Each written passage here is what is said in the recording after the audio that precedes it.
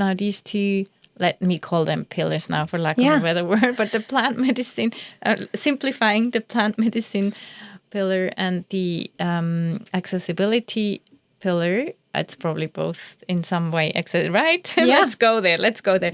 So what are the challenges maybe and the joys of these two worlds, and maybe they're not so separate, right? Yeah, it's a really good question.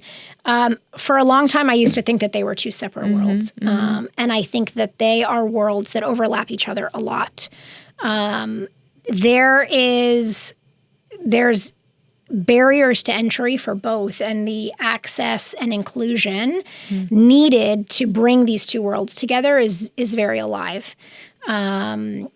Within the deaf community, my existence and my presence is really to connect two worlds, to connect the deaf world to the hearing world and connect the hearing world to the deaf world.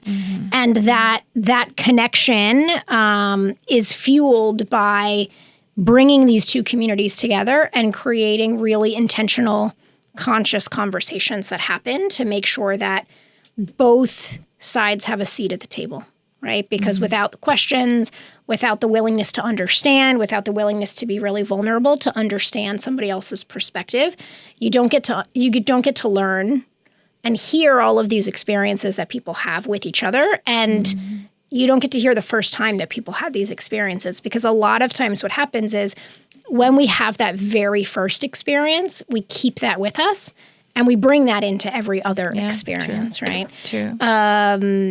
And in the medicine world, it's very similar. When you have your very first medicine experience, from that moment, so many other pieces happen. And it's bridging the gap between both of those worlds, allowing anybody to have a medicine experience is great. Allowing the deaf community to have a medicine experience in their own language, allowing them to connect to pieces and trauma consciously that they otherwise would not have is also a really big piece of it. And so connecting and bridging the gap between those two worlds is important. I see. That's beautiful. Now, did you have to find like your own language, I would call it, for when you talk about plant medicine in, let's say, the deaf community? Because, or has that been, no, I mean, I don't know how such a topic is. I mean, we have it in general in society, right? I think it has been stigmatized or excluded, you said, right? How do we make it accessible to people? So just finding the language to explain to people, would you have had that in similar ways for the hearing and for the deaf? Yeah, it's, yes. The stigma, I think, is real in both communities. And there's a lot more education that needs to be done within the deaf community. In communities where English is not often their first language, especially in the deaf community, which is a little different than other spoken languages, is that the deaf community doesn't know what's going on because they have limited access to information. Yeah. And they only get the information when it's given to them in their language. And different than other spoken languages where English can easily be translated into multiple languages so that everybody else knows what's going on.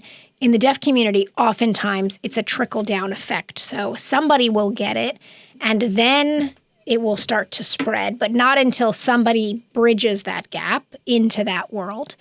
And so coming up with language, coming up with signs to share and communicate about plant medicine is very new inside of that community.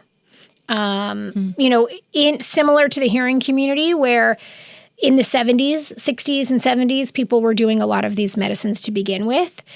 In the deaf community, it was very similar. So there are signs, but that time frame is a lot of the last time people talked about that and used those signs and openly were vulnerable having conversations about plant medicine. And so today it is new, and the signs and the language around it is kind of few and far between. Because then also if you have an experience as a deaf person, you would probably also want to be able to talk, I mean, in the sign language about the experience, right? So you would Yes. need to learn the signs for that. Yeah, That's and that's another really big piece that's hard is when you typically have an experience, you can communicate very easily with a facilitator that you're sitting with. They can understand you, you can understand them. And when you have a deaf person that is sitting in medicine with someone that doesn't sign, it's very hard to have that communication. And it's hard for the facilitator to show up and support that person as they need and vice versa. It's hard to communicate what's going on.